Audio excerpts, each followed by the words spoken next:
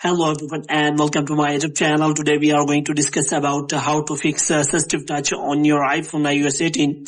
For example, if you want to use AssistiveTouch on your iPhone and it is not working on your iPhone iOS 18, so how you can fix that? For this, what you have to do, you have to simply watch this video completely. So first of all, what you have to do, you have to make sure that you are connected to a proper Wi-Fi or internet connection. And after that, what you have to do next is you have to simply go to settings here. So in settings, you have to go to general, and in general, you have to look for transfer or reset iPhone. And here you have to simply click on reset, and you have to reset all of your network settings.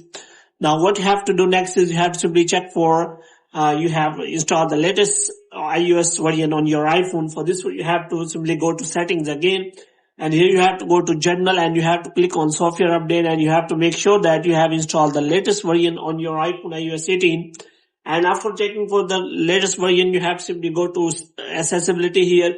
So in accessibility, you will find all of the options here. So here option is available.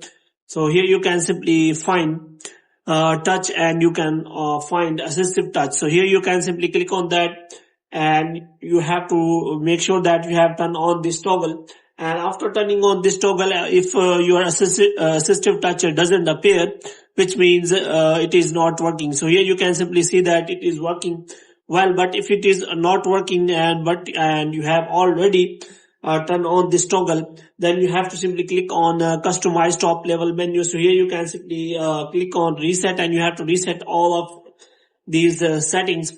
So you can also select icons of your device, which means if you want to select control center, CD, and any custom icon you can have.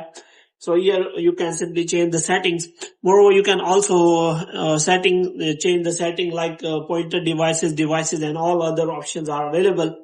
So here you have simply reset your assistive touch settings. So you have to click on that, and after that you have to check whether your problem has been solved or not. If the problem is still there, then you have to simply restart your device, and you have to check your problem will be solved. So hope you have liked this video. If you get more videos like these, you can subscribe.